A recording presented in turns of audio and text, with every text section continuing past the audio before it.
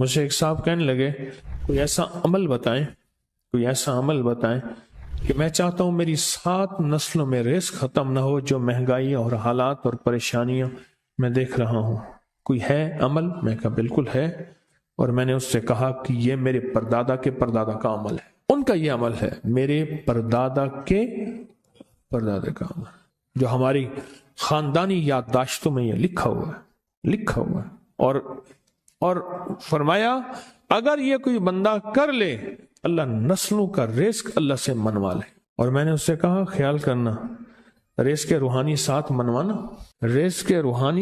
منوانا، ورنہ دولت مال چیزیں مل جائے گی، جس کے بارے میں کہا جاتا ہے کہ بعض بندے ایسے ہوتے ہیں اللہ پاک ان سے لقمے نہیں چھینتا، سجدے چھین لیتا ہے، اللہ ان سے لقمے نہیں چھینتا۔ کیوں؟ رزق جسمانی دوسرے لفظوں میں مل رہا ہے، اور رزق روحانی اللہ چھین لیتا ہے۔ یہ جو آج آپ بیٹھے ہیں تسبیح خانے میں اور میں بیٹھا ہوں، یہ ہم روحانی دسترخوان پہ بیٹھے ہیں، یہ بہت بڑا دسترخوان لگا ہوا ہے، یہ دسترخوان ہے۔ سنا ہے در یار پہ بڑی دھوم ہے، سنا ہے در یار پہ بڑی دھوم ہے، وہاں عاشقوں کا ہجوم ہے۔ یہ روحانی دسترخوان ہے، میں بھی خود محتاج ہوں، یہ روحانی دسترخوان ہے۔ تو میں نے اس سے عرض کیا کہ ایک دسترخوان نہیں مانگنا، دونوں مانگنا، رزق روحانی بھی، رزق جسمانی تو اس کو بھی ملتا ہے جس کو کلمہ نصیب نہیں ہوا، رزق جسمانی تو اس کو ہی ملتا ہے جس کو کملی والی کی غلامی نصیب نہیں ہوئی، رزق جسمانی تو اس کو ہی ملتا ہے جس کے ماتھے پہ شقاوت لکھی ہے، رزق جسمانی تو اس کو ملتا ہے جو اللہ کا نافرمان ہے، رزق جسمانی تو اس کو ملتا ہے جو اللہ کے وجود کا انکار کرتا ہے، رزق جسمانی تو اس کو ہی ملتا ہے جو آخرت اور قبر کا انکار کرتا ہے، رزق جسمانی تو اس کو ملتا ہے جو جنات اور برزخ کا انکار کرتا ہے، رزق جسمانی تو اس کو ملتا ہے جو خود کملی والے کی نبوت کا انکار کرتا ہے، وہ تو بے بہا لوگ ہیں، ان کو ملتا ہے۔ پر تجھے بھی صرف رزق جسمانی ملا اور اللہ سے یہ منوا لیا، نہ یہ نہ منوانا، اللہ سے کہنا ہے اللہ رزق روحانی بھی دے اور رزق جسمانی بھی دے، 2 رزق کٹھے عطا فرما۔ کون سا رزق؟ رزق اور رزق جسمانی بھی دے۔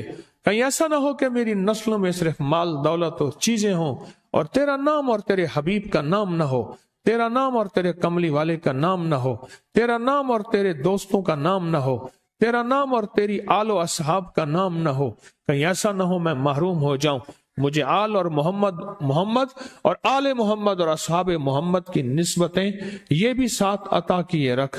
میں نے اس سے کہا کہ 2 چیزیں مانگنا۔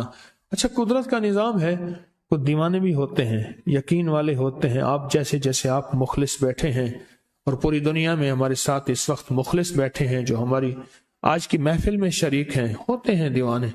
مجھ سے کہنے لگا ایک وقت ایک جگہ ہو بہت بہتر۔ میں نے اس سے کہا، میں نے کہا پھر بھی اگر ایک وقت ایک جگہ میسر نہ بھی ہو تو اگر عمل کسی وقت چوک جائے، عمل کی جگہ چوک جائے، عمل کا وقت چوک جائے، مجبوری میں نہ ہو تو بہتر ہے، پر توجہ نہ چوکے، دھیان نہ جائے، استحضار نہ جائے، یقین نہ جائے، اور سچا یقین ہو کہ میرا اللہ خود کہتا ہے یہ مانگنا بھی تو اسی نے دیا ہے نا، جب اس کریم نے مانگنا ہی خود دیا ہے تو عطا بھی خود کرے گا۔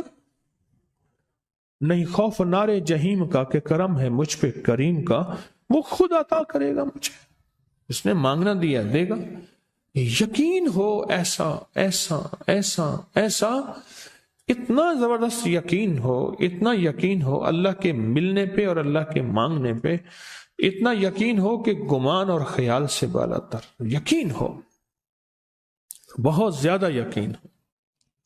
یاد رکھیے گا میری بات، میری طرف دیکھتے رہیں، یاد رکھیے گا جس کو ملا ہے یقین کی طاقت میں ملا ہے، اور جس سے چھنا ہے بے یقینی نے اس سے سب کچھ چھین لیا، بے یقینی نے اس سے سب کچھ چھین لیا۔ جس کو ملا ہے یقین کی طاقت سے ملا ہے، یقین ہو کہ میں کر رہا ہوں اور اللہ مجھے دے دے گا۔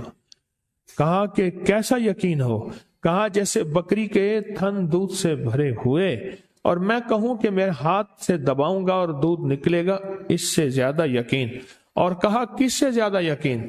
کہا کہ ایک بڑا نوٹ ہو اور بڑا نوٹ کے اندر جو ہے ایک آنے کی چیز آنی ہے، تو میں کہوں گا اس سے تو اس کی نوٹ کے اندر تو ہزاروں آنے ہیں، اور میں ایک آنے کی چیز، ایک ٹکے کی چیز لوں گا اور میرا کام بن جائے گا۔ اس سے زیادہ یقین ہو، اور اس سے کہیں زیادہ یقین ہو کہ سخت پیاس ہے اور میں پانی کو دیکھوں، اور پانی کو دیکھتے ہی مجھے یقین ہو کہ اس سخت پیاس میں میرا پیاس بجھ جائے گی، پیٹ بھر جائے گا، اس سے کہیں زیادہ یقین ہو۔ میں پھر بھی یقین کو نہیں سمجھا سکا، علم بھی محدود ہے، الفاظ بھی میرے پاس محدود ہیں، اس سے کہیں زیادہ یقین ہو، اس سے کہیں زیادہ یقین ہو، اور بہت زیادہ یقین ہو۔ کیا خیال ہے؟ آپ چاہیں گے اپنی نسلوں کے لیے بخت، رزق، نصیب اور مقدر منوا لیں؟ میں نے کہا روزانہ 40 منٹ بیٹھ، 40 منٹ صبح دوپہر شام، جو تیری تنہائی کا وقت ہو، کہ یا اللہ دنیا میں ایسی جگہ کوئی کہیں ہوتی، اکیلے بیٹھے رہتے یاد تیری دل نشیں ہوتی، اکیلے بیٹھے رہتے یاد تیری دل نشیں ہوتی، اور بس صرف ایک بار سورۃ فاتحہ پڑھ، اور اس کے بعد ایاک نعبد و ایاک نستعین کو دوہرا۔ تو میں نے اس سے عرض کیا کہ بس اس کو وجدان سے پڑھو، ایسے پڑھ کے رونگٹے کھڑے ہو جائیں، آنسو بہنے لگ جائیں، دل کے اندر کا درد اور دل کا اندر کا غم اور اللہ کے سامنے حاضری، استحضار، اور یہ کیفیتیں تیری ہوں کہ بس اس کے علاوہ کوئی مجھے یاد نہ رہے۔ اس درد سے پڑھو صرف 40 منٹ۔ 40 کی عدد کے ساتھ کائنات کے رازوں کا بڑا تعلق ہے۔ 40 کا جو عدد ہوتا ہے، بس 40 کے عدد کے ساتھ پڑھ، اور بہت توجہ سے پڑھ، اور بہت دھیان سے پڑھ، بہت توجہ سے روز پڑھ۔ مجھ سے کہنے لگا کتنے دن پڑھوں؟ تو میں نے اس سے کہا مجھ سے یہ دن نہ پوچھ، تیرا دل خود بولے گا کہ فیصلے ہو گئے ہیں، بس ختم، دل خود بولے گا۔ یہ بتائیں کہ پیٹ بھرتے ہوئے کوئی گھنٹی بجتی ہے، یہ دل خود بولتا ہے کہ پیٹ بھر گیا۔ پیاس میں بھی کوئی کہتا تو نہیں ہے کہ آپ کی پیاس بجھ گئی ہے، وہ دل خود بولتا ہے کہ بس اب پانی کی ضرورت نہیں ہے۔ نیند سے دل بھر جائے تو بس دل کے بس اب سو لیا، وہ اٹھیں۔ اسی طرح دل خود بولے، دل خود بولے، کیا بولے؟ دل خود بولے، اور دل اندر بولے، دل اندر بولے کہ اللہ پاک جل شانہ نے نسلوں کے لیے رزق، عزت، دولت، برکت کے فیصلے کر دی، بس دل بولے۔ کتنے دیر کر، اب یہ تیری اپنے مانگنے میں ہے،